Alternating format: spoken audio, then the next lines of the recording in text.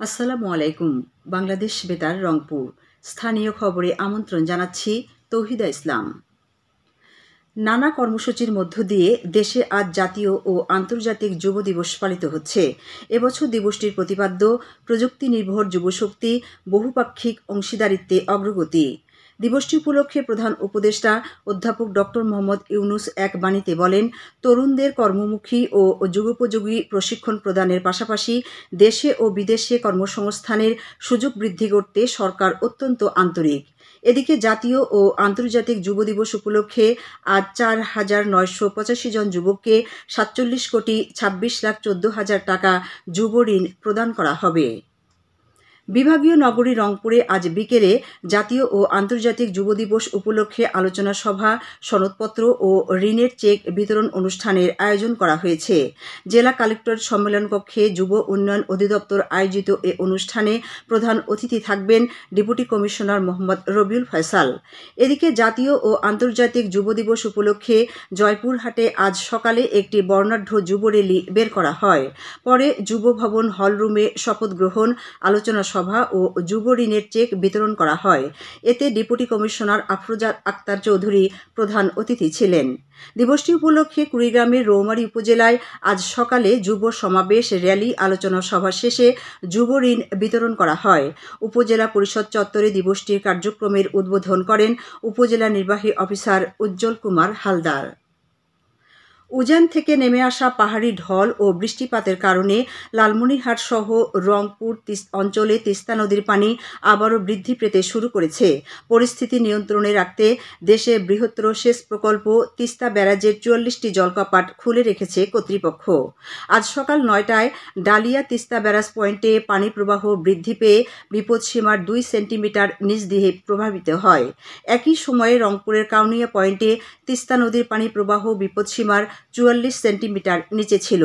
পানি উন্নয়ন বোর্ড জানিয়েছে, দুপুর নাগাদ তিস্তার ডালিয়া ব্যারাজ পয়েন্টে পানি প্রবাহ বিপদসীমা অতিক্রম করার সম্ভাবনা রয়েছে।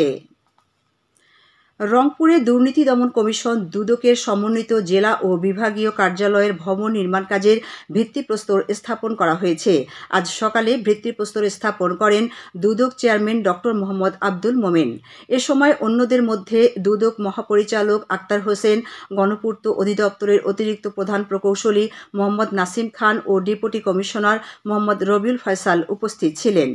স্থাপত্য অধিদপ্তরের সহায়তা ও গণপূর্ত অধিদপ্তরের তত্ত্বাবধানে 6 তলা বিশিষ্ট এ ভবন নির্মাণ কাজে প্রকল্প ব্যয় ধরা হয়েছে 22,37,00,000 টাকারও বেশি। লালমনিরহাটের হাতীবান্ধায় বন্যায় ভেঙে যাওয়া সড়কটি জিও ব্যাগ দিয়ে মেরামত করে দিয়েছে বাংলাদেশ সেনাবাহিনী। তিস্তার পানি বৃদ্ধিতে উপজেলার সিঙ্গিমারি ইউনিয়নের ধুবনি গ্রামের ভেঙে যাওয়া সড়কটি মেরামতের জন্য গত 1 সপ্তাহ ধরে কাজ করেন সেনা সদস্যরা। 66 artillery brigade commander brigadier general Mohammad Riazul Kabir ও হাতীবান্ধা উপজেলা নির্বাহী অফিসার শামীম মিয়া মেরামত শেষে এটি পরিদর্শন করেন। গাইবান্ধার পলাশবাড়ীতে দেশীয় মাছ রক্ষার্থে বিভিন্ন জলাশয়ের পানি আটকে দিয়ে প্রতিবন্ধকতা সৃষ্টি করায় ভ্রাম্যমাণ আদালত পরিচালনা করা হয়েছে। গতকাল উপজেলার বরিশাল ইউনিয়নে সহকারী কমিশনার ভূমি মোহাম্মদ আল ইয়াসা রহমানের নেতৃত্বে এই কার্যক্রম পরিচালিত হয়।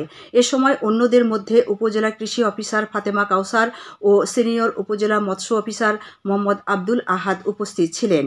আষাঢ় ও শ্রাবণ এ 2 মাস বৃষ্টির পানিতে ডিম দিয়ে থাকে দেশীয় প্রজাতির বিভিন্ন মাছ। এই মাছগুলো বিভিন্ন অবৈধ পন্থায় আহরণ করা হচ্ছে এমন অভিযোগে উপজেলা মৎস্য অফিস এই অভিযান পরিচালনা করেন।